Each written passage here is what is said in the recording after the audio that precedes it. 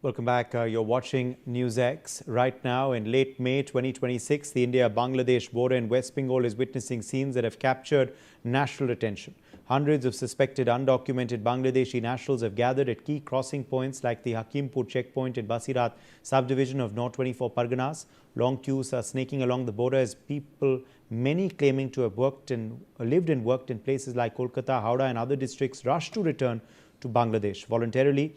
Videos are circulating widely which show families with belongings, individuals confessing to working without proper documents and administrative teams monitoring the situation.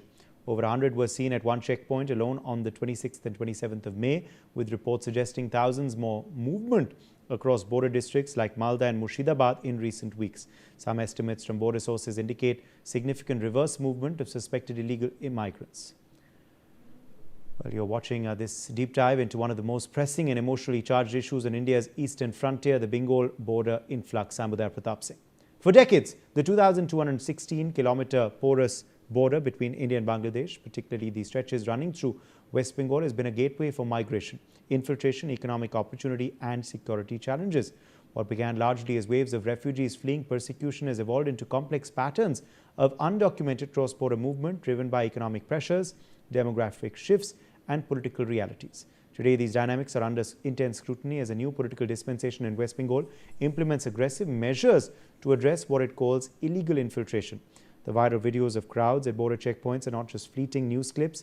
They represent the visible tip of long-standing tensions involving national security, resource allocation, identity politics and humanitarian concerns. To truly understand these scenes, we must go back into the complex history of infiltration and migration across the Bengal border. The roots trace to the 1947 partition of India, when Bengal was divided. Millions of Hindus had fled East Pakistan, now Bangladesh, to West Bengal amidst riots and insecurity.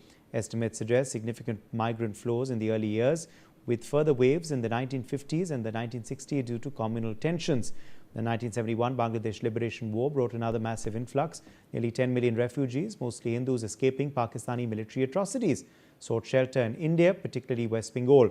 Many returned after Bangladesh's independence, but not all, and the porous border allowed continued movement. Post-1971, the nature shifted.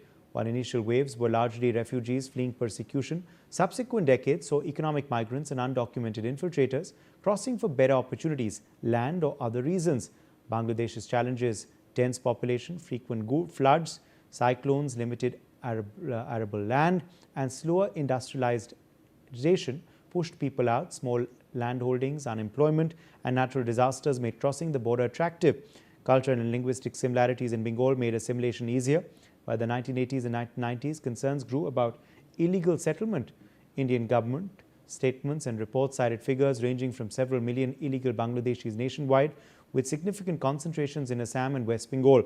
Demographic shifts in border districts fueled debates. Higher population growth in certain areas, changes in voter rolls, and competition for resources, jobs, and political influence. Critics argue that political patronage turned infiltrators into vote banks, with allegations of fake documents and enrollment in welfare schemes. Official data varies widely, but ground realities and BSF reports consistently highlighted ongoing infiltration attempts. The border itself tells a story.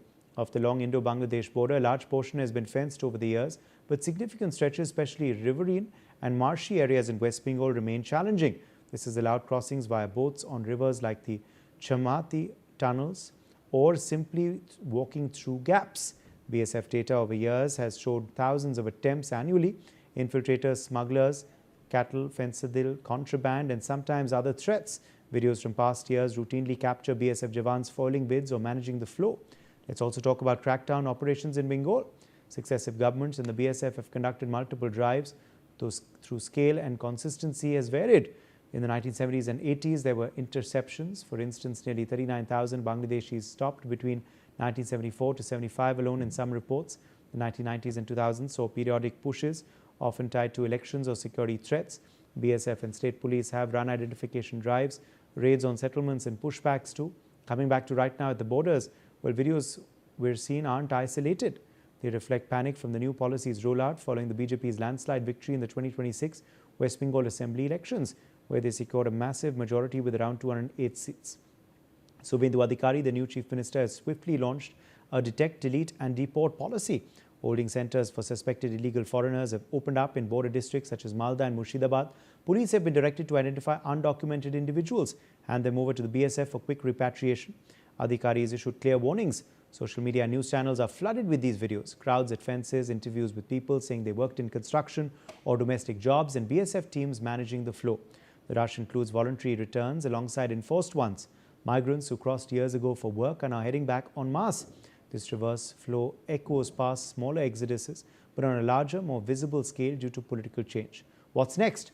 Well, the government aims to complete fencing, strengthen patrols with technology, set up more facilities and deter future influx. Challenges remain: riverine terrain, entrenched networks, humanitarian angles, and verifying genuine citizens versus infiltrators. Economically, changes in labour could affect sectors, but proponents argue long-term gains in security jobs for locals and social cohesion.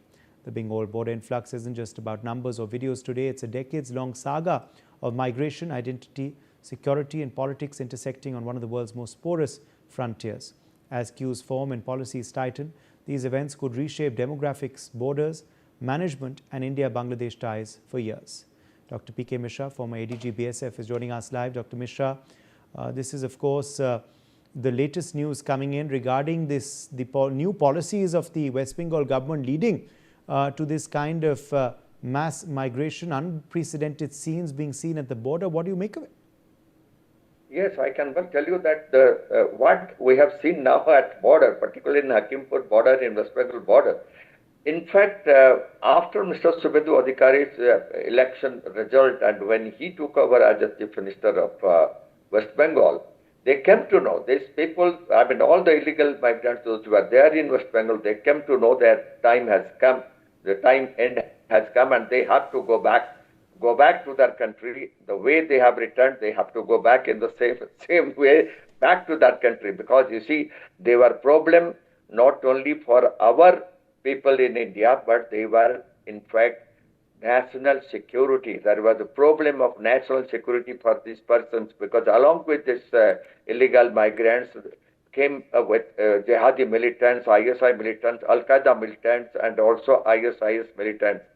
But now, Mr. Subendu Adhikari, as he promised, he handed over 27 acres of land in Phansidewa area in the Indo-Bangladesh border, and about 450 kilometers belt of border has to be fenced, and we have about 120 or 127 kilometers of riverine border, which will be looked into by electromagnetic fence, and again deployment of satellites and deployment of drones and deployment of night vision devices. And Mr. Amit Shah has promised that he will be having this security grid in border fencing and smart border fencing with radars and drones, and also new border pillar, BOPs and new observation posts and technical equipment, including NVT devices. So now the border, particularly Indo-Bangladesh border, including the riverine border, will be well protected.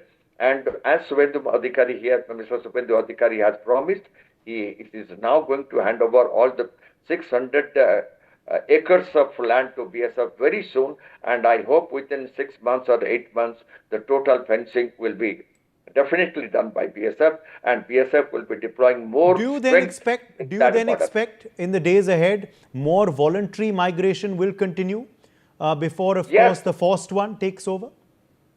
Definitely, because the way we have seen at Hakimpur, in fact, Mr. Subendu Adhikari has already made various holding areas in different border districts, and the holding areas will be definitely full of these Bangladeshis. There is a pressure on the Bangladeshis, and now because they are known, earlier they were mixing with these locals, and now the locals. So that also shows that earlier there was no fear.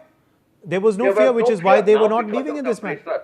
Because of the fear, they have to go back, and this has in fact this has resulted in maximum number of Bangladeshis, those who entered into India. They have gone to the borders. They are asking BSF to send them back to Bangladesh, and they will be handed over to BGB or they will be pushed back. And I'm sure more and more numbers of Bangladeshis, those who are there in other states also, Like see in Gujarat also, a number of them, they were pushed back through Agartala border. From Delhi also, a lot of them, they were pushed back earlier after Ops Sindoor.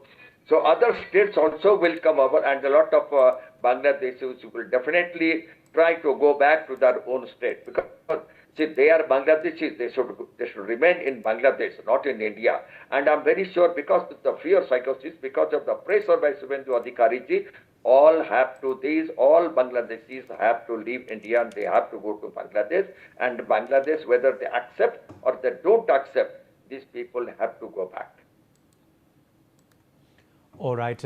Appreciate you joining us, PK Mishra, with your perspective on this segment.